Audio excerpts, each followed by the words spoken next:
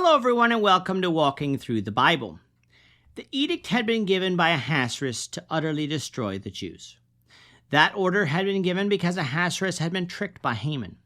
Haman was later executed for his treachery, but the edict remained due to the law of the Medes and Persians, which could not be altered. However, a second edict was made that allowed the Jews to take up arms to defend themselves on the day that they were supposed to be killed. As we come to chapter 9, that day has come. How successful would the Jews be? Let's find out. If you have a Bible with you, turn to the book of Esther, to Esther chapter 9. We're going to be reading from verses 1 to 17. If you don't have a Bible, don't worry, just follow along with us on the screen. The version that we'll be reading from is the New King James Version. So, Esther chapter 9, beginning at verse 1. Now in the 12th month, that is the month of Adar, on the 13th day, the time came for the king's command and his decree to be executed. On the day that the enemies of the Jews had hoped to overpower them, the opposite occurred, in that the Jews themselves overpowered those who hated them. The Jews gathered together in their cities throughout all the provinces of King Ahasuerus to lay hands on those who sought their harm. And no one could withstand them, because fear of them fell upon all people. And all the officials of the provinces, the satraps, the governors, and all those doing the king's work helped the Jews, because the fear of Mordecai fell upon them. For Mordecai was great in the king's palace, and his fame spread throughout all the provinces. For this man Mordecai became increasingly prominent. Thus the Jews defeated all their enemies with the stroke of the sword, with slaughter and destruction, and did what they pleased with those who hated them. And in Shushan the citadel, the Jews killed and destroyed 500 men. Also Parshandatha, Dalphon, Aspatha, Poratha, Adila, Adidatha, Parmisha, Arishai, Aradai, and Vajasatha, the 10 sons of Haman, the sons of Hammedatha, the enemy of the Jews, they killed, but they did not lay a hand on the plunder. On that day, the number of those who were killed in Shushan the citadel was brought to the king. And the king said to Queen Esther, "The Jews have killed and destroyed 500 men in Shushan the citadel, and the 10 sons of Haman. What have they done in the rest of the king's provinces? Now what is your petition? It shall be granted to you. Or what is your further request? It shall be done." Then Esther said, "If it pleases the king, let it be granted to the Jews who are in Shushan to do again tomorrow according to today's decree, and let Haman's 10 sons be hanged on the gallows."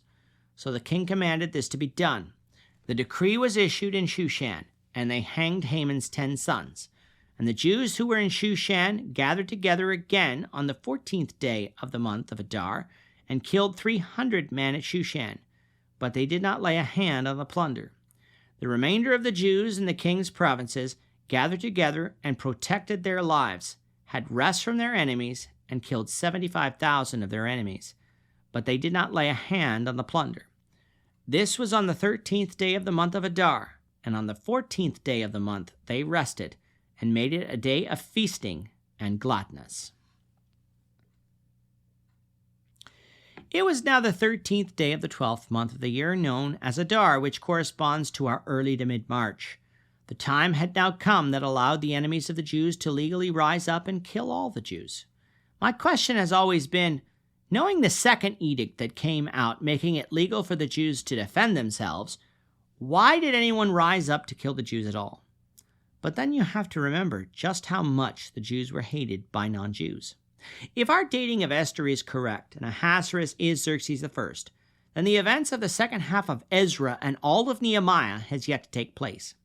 If you recall back to those studies, you'll remember that the Jewish opposition was fierce among those who didn't want the wall of Jerusalem to be rebuilt. And so we need to realize that if you were a Jew, you had enemies that hated you so much that they wouldn't care if legally you could be armed. They had permission from the king to kill you without consequence. They were going to take it.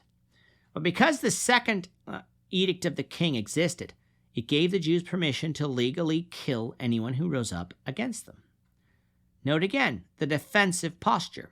The Jews were not allowed to kill just anyone.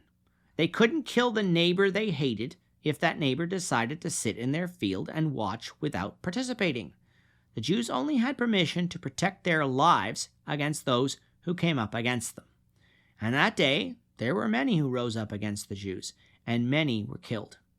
Even the officials of the king rose up in aid of the Jews. In Shushan, which is Susa, that day alone resulted in the killing of 500 men, including all of the 10 sons of Haman who rose up against them.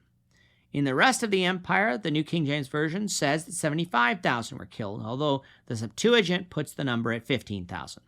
The Septuagint's number seems more in line with the number at Shushan, but whichever number is correct, the point is that there were a significant number of people who rose up that day to kill the Jews, and those people died. However, in Shushan, something additional happened, for on the day of the order, after seeing what had transpired, Ahasuerus told Esther that she could ask whatever she wanted, and it would be granted.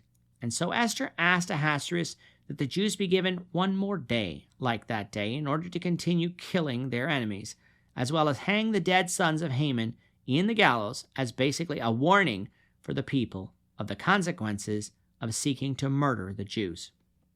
And Ahasuerus granted what seemed to be at first glance a rather bloodthirsty request by Esther. But before judging harshly, we need to remember, we were not there, and not everything is recorded for us.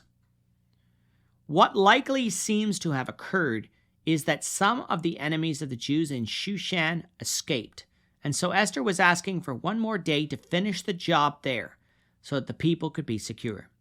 And if such was the case, then what was asked for by Esther was a reasonable request.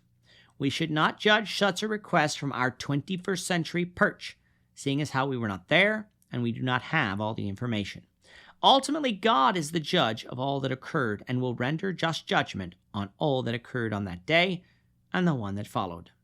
On the second day, another 300 enemies of the Jews were killed, bringing the total in Shushan up to 800. It is interesting to note that no Jew took of the plunder which the edict said that they were entitled to. This battle was not one made for money.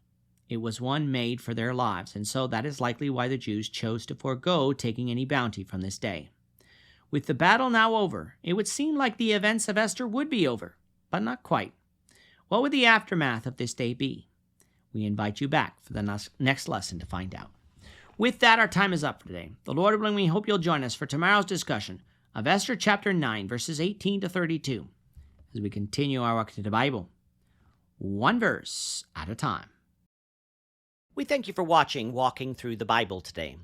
If you have any questions or comments, you can leave them below. But if you like this video, we ask that you consider subscribing to our channel so you won't miss out on other videos in our series, as well as share this video among your friends so that the saving message of Jesus Christ can go out to the whole world.